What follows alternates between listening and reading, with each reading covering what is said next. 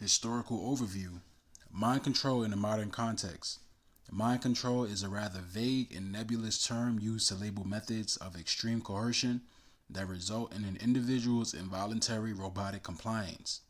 In order for the reader to fully understand the account presented in this book, it is essential to gain some background knowledge about the history of mind control. There was a special report that appeared in the U.S. News and World Report, January 24, 1994, entitled The Cold War Experiments, which provides one with an introductory and conventionally accepted perspective on the subject of mind control.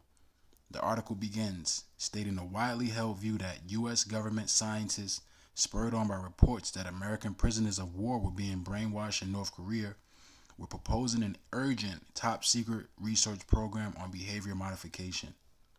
Drugs, hypnosis, electroshock, lobotomy, all were to be studied as part of a vast U.S. effort to close the mind control gap. At the time this article appeared, congressional inquiries were being held to examine new disclosures about government experiments that had intentionally exposed American citizens to radiation. The article continues, but the radiation experiments are only one facet of a vast Cold War research program that used thousands of Americans as guinea pigs. And from the end of World War II well into the 1970s, the Atomic Energy Commission, the Defense Department, the military, the services, the CIA, and other agencies used prisoners, drug addicts, mental patients, college students, soldiers, even bar patrons, in a vast range of government-run experiments to test the effects of everything from radiation, LSD, and nerve gas to intense electric shocks and prolonged sensory deprivation. Yeah, this is all a part of the procedure. Note the portrayal of this activity as a vast governmental effort. The article also illustrates the recent congressional concern. It's not just radiation we're talking about, says Democratic Senator John Glenn of Ohio, a former Marine and astronaut who was holding hearings on the subject this week. Any place government experiments and cause a problem, we should make every effort to notify the people and follow up. We ought to set up some sort of review and compensation for people who are really hurt. Years later, on January 22, 1997, Senator Glenn introduced before Congress the Human Research Subject Protections Act of 1997. It was referred to the Senate Committee on Labor and Human Resources, chaired by Senator Arlen Specter, author of the Warren Commissioner's Single Bullet Theory. It never made it out. With the many barred brain pieces of legislation that make it to the Senate floor, you would think that one which attempts to safeguard human subjects of experimentation would be a no-brainer, but apparently it is not with this Congress.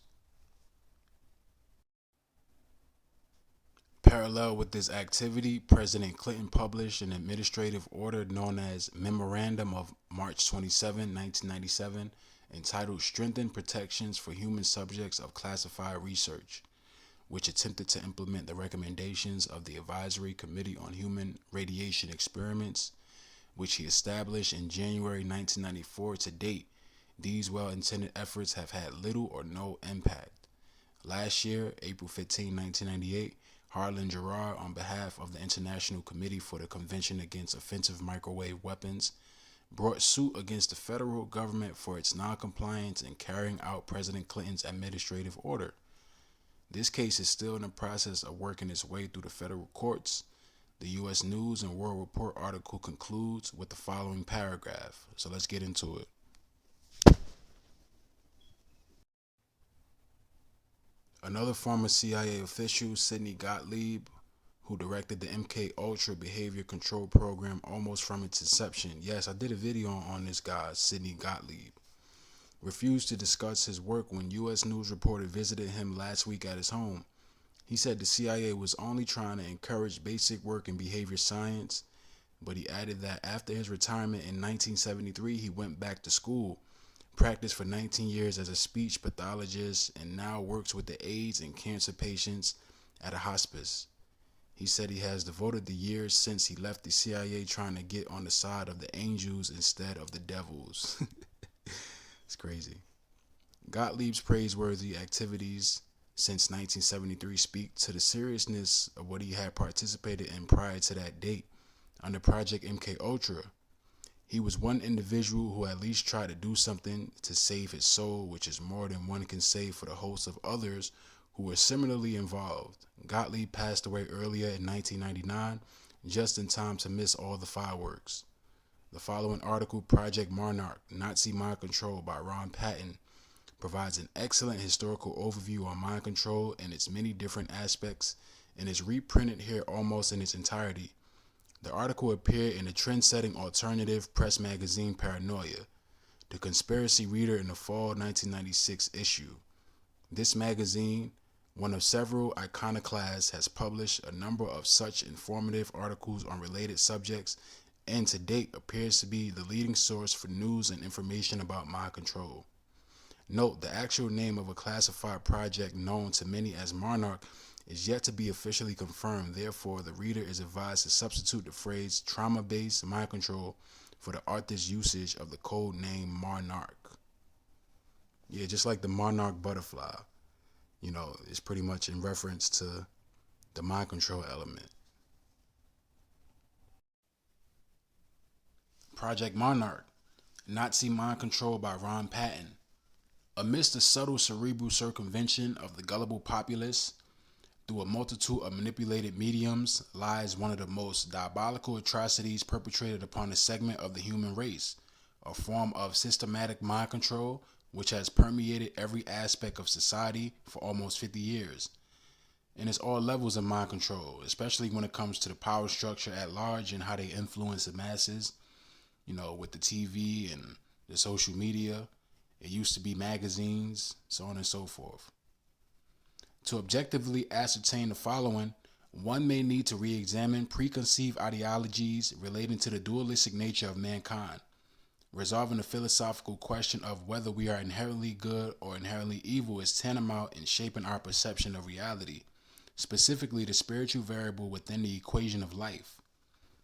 This exposition is substantiated by declassified U.S. government documents, individuals formerly connected to the U.S. intelligence communities, historical researchers knowledgeable in mind control, publications from mental health practitioners, and interviews taken from survivors unwittingly subjected to a highly complex form of trauma-based mind control known as Monarch programming. A word of caution for survivors of intensively systemic or systematic mind control and or some form of ritualized abuse. There are numerous triggers in this article. Keep in mind that word trigger. The trigger word when it comes to mind control is very important when it comes to understanding, what causes the subject to go into the state that they go into in regards to how it connects with the mind control, the initial trauma that they had to undergo, so on and so forth. Certain triggers, whether it be trigger words or, certain aspects of hand gestures and whatnot that may, that a person may receive in regards to the subject and how they react to it. It's all based off of the triggers. I know I'm explaining it in a clunky way, but we'll go through it and read it and we'll get a better understanding of it. A brief history of control. Wait, let's go back up. A word of caution for survivors of intensively systematic mind control and or some form of ritualized abuse. There are numerous quote-unquote triggers in this article. It is therefore recommended not to read it unless appropriate support systems are in place or if you have a thoroughly reintegrated personality. So we're going to go through this. A brief history of control. The mystery religions of ancient Egypt, Greece, India, and Babylon helped lay the foundation for occultism, meeting hidden knowledge, also esotericism, hidden knowledge. And this is very, very important for us to understand when it comes to the context. It starts where it says, the mystery religions of ancient Egypt, Greece, India, and Babylon helped lay the foundation for occultism. Because that's what it goes back to. The Babylonian mystery school system, which goes back to ancient Egypt, ancient Sumer, India, so on and so forth. That's what galvanizes this society. Everything is influenced by paganism, which goes back to ancient Babylon, ancient Egypt, ancient Kemet. That's what it is. hidden knowledge, esotericism, everything about what's, laid out right here, just in the first few sentences. That's what galvanizes this world. Esotericism, going back to ancient paganism, going back to ancient Babylon, ancient Kemet. One of the earliest writings giving reference to occultism is the Egyptian Book of the Dead. Yes, that's true. And it's important for us to study these things so we can understand what's not for us. You know, it's not just about understanding things that's for us in terms of the righteous aspect, but you want to discern and decipher things that's not for you so you can know what you up against.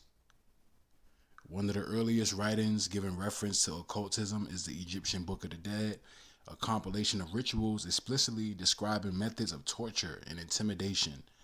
So this is where it's influenced. This is where it comes from, just in terms of the MK Ultra procedure, torture and whatnot.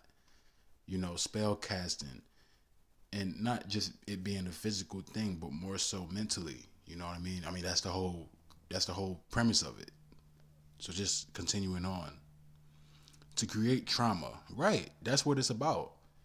When it comes to these celebrities, when they have the outbursts or certain triggers that go back to MK Ultra, it's all about the trauma.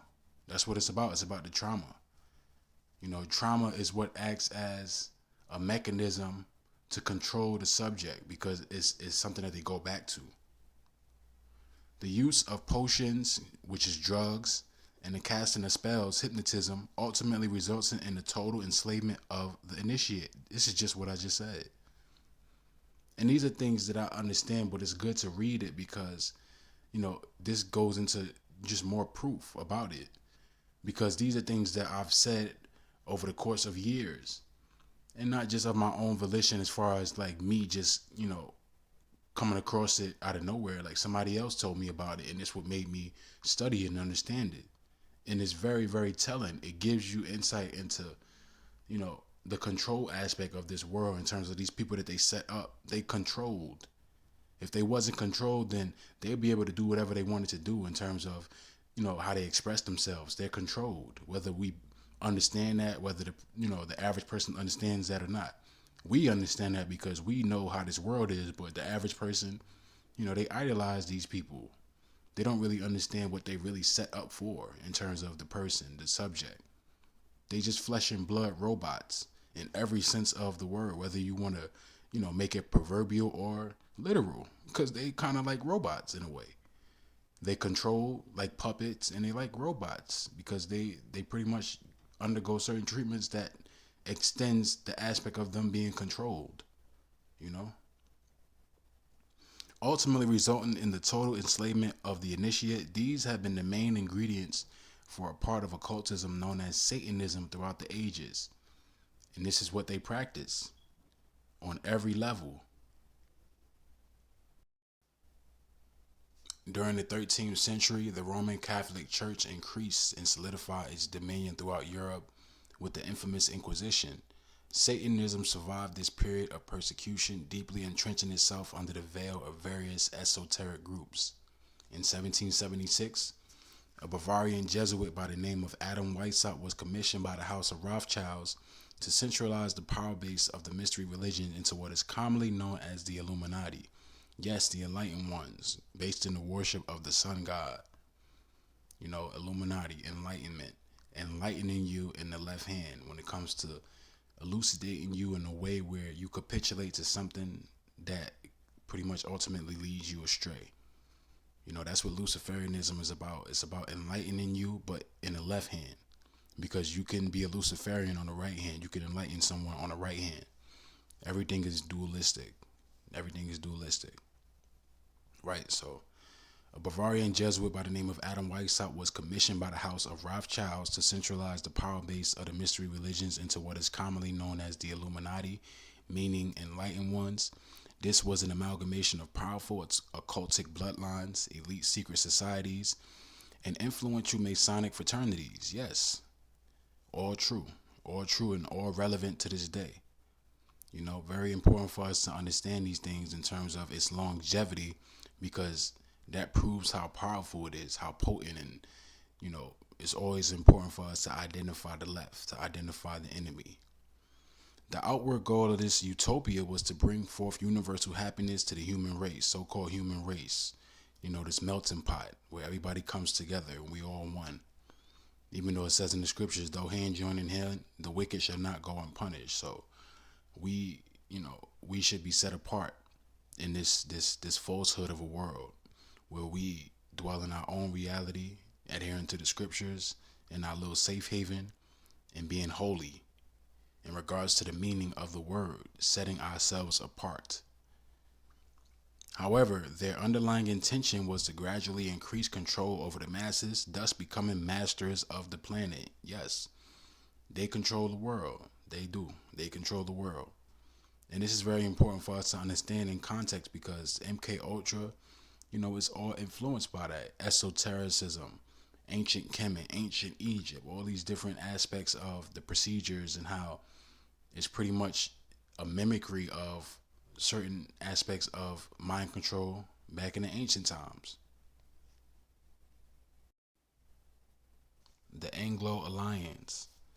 By the 19th century, Great Britain and Germany were recognized as the primary geographic areas of Illuminati control. It then should be a little surprised to know the first work in behavioral science research was established in England in 1882. While much of the early medical and psychiatric techniques involved in mind control were pioneered at the Kaiser Wilhelm Institute in Germany. The Tavistock Institute of Human Relations was set up in London in 1921 to study the breaking point of humans. Kurt Lewin, a German psychologist, became the director of the Tavistock Institute in 1932. And when I think about the Tavistock Institute, one thing I think about is the Beatles. The pop group, the super pop group, legendary pop group, the Beatles. That's what I think about because they were at the Tavistock Institute. So I just wanted to go into a little bit of that.